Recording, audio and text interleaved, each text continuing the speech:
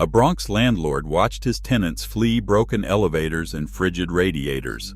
But instead of fixing his buildings, he quietly bought more insurance. By the end of the decade, nearly half the South Bronx was gone, burned from the inside out, often by those who owned the deeds. What drove ordinary owners to burn their own neighborhood, and how did survival turn into betrayal on such a massive scale?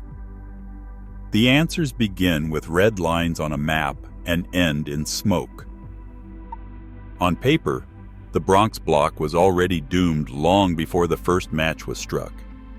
In the 1930s, the Homeowners Loan Corporation drew thick red lines around neighborhoods like this one, stamping them with a D grade, hazardous and unworthy of investment. Banks followed those boundaries for decades. By the late 1960s, a landlord with a building here could walk into a branch with a stack of rent receipts and still walk out empty-handed. Mortgage officers slid polite refusal letters across desks, citing area in decline or unacceptable risk. Local savings banks quietly stopped writing new loans for repairs or renovations. Even when a roof leaked or a boiler failed, credit was locked away. The city's own lending surveys from the era show that mortgage approvals in the Central Bronx dropped to a trickle, while neighborhoods graded A or B kept getting fresh money. On this block, property records list mortgages that were never renewed, tax bills that went unpaid, and buildings that changed hands for a fraction of their former value. The financial map was as clear as the red lines on the old HOLC overlays. No one was coming to rescue these buildings. Not the banks, not the city, not even the insurance companies yet. The landlord's choices narrowed to what cash he could scrape together and what corners he could cut as the neighborhood slid further from hope. By the late 1960s, the Bronx was bleeding jobs. Manufacturing plants that had anchored entire neighborhoods for decades began to shut their doors. Between 1969 and 1976, the borough lost nearly 40% of its factory jobs, a collapse captured in census graphs and labor reports of the time. Assembly lines went silent, warehouses emptied out, moving trucks lined the curbs as middle-class families packed up for the suburbs, taking their steady paychecks with them.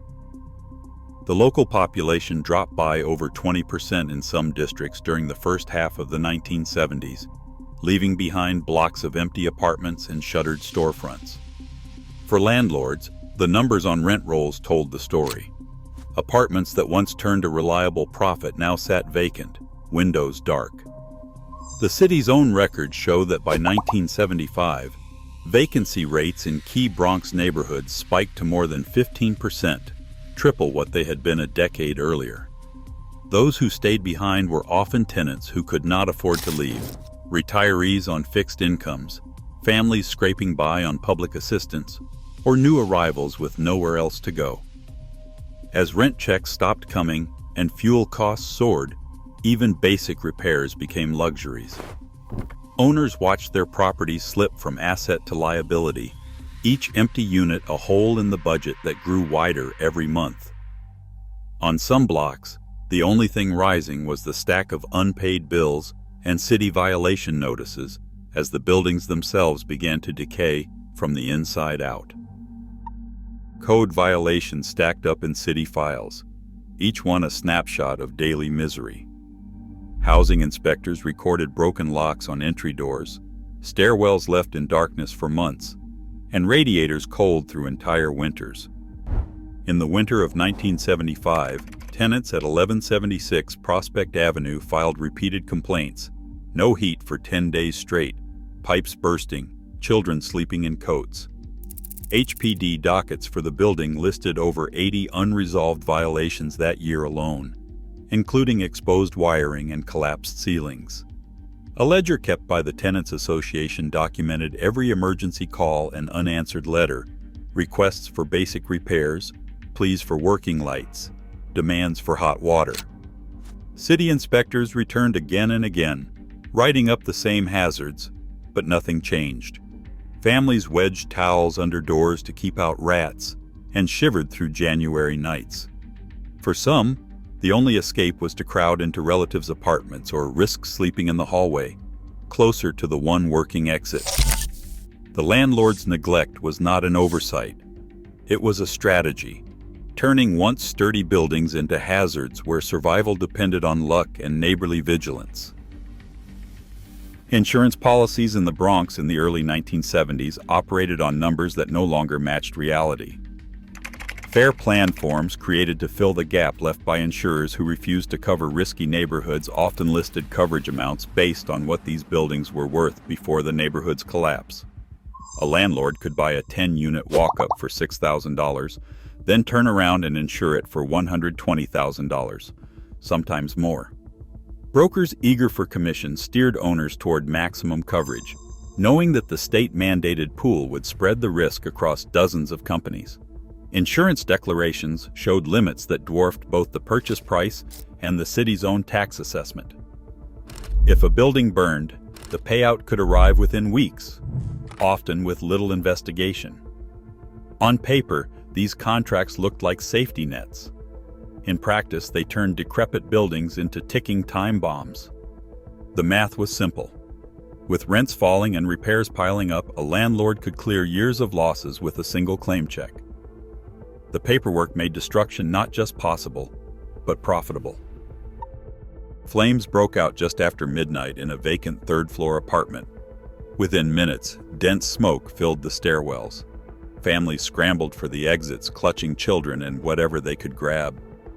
One woman, her voice shaking in a later interview, described crawling on hands and knees, guiding her daughter by touch through the dark.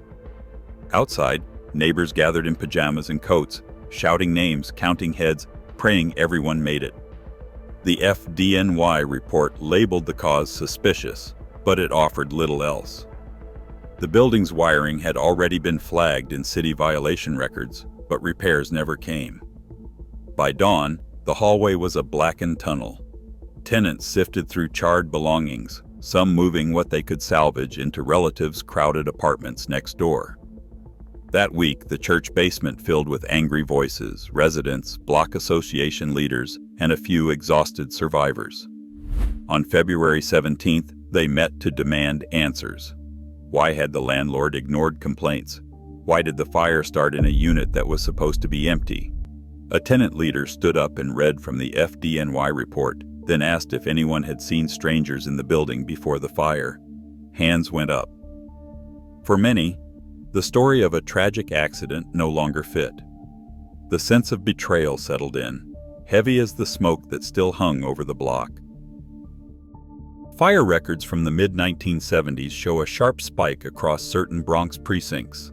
In some precincts, the number of building fires more than doubled compared to city averages, an increase so steep that even seasoned fire marshals took notice. One precinct logged 280 structural fires in a single year, up 120% from just 5 years earlier. Patterns emerged when journalists and community groups began mapping the locations, clusters of blazes centered on buildings owned by just a handful of landlords. Insurance filings and city property records revealed that several of these addresses had changed hands recently, with new owners taking out high-value policies months before the fires. Investigators from the NYPD Arson Squad and the Bronx District Attorney's Office opened formal inquiries. Subpoenas went out for insurance contracts, mortgage files, and bank records. Reporters published heat maps in the local press, marking each fire with a red dot. Some blocks looked as if they'd been strafed. Yet for all the evidence, multiple fires in the same portfolio, suspicious claim timing, witness accounts of doors left unlocked, few cases ever reached trial. Grand juries heard testimony, but convictions were rare. The official record stopped short of naming names, but the pattern was plain: a deliberate firestorm hiding in the numbers that the justice system struggled to pin down. In cities across America, over 17 million people still live in privately owned, low-income rentals, where profit and neglect can collide. The scars of the Bronx fires warn us: when policy and ownership fail, entire communities pay the price. Who is watching the landlords today?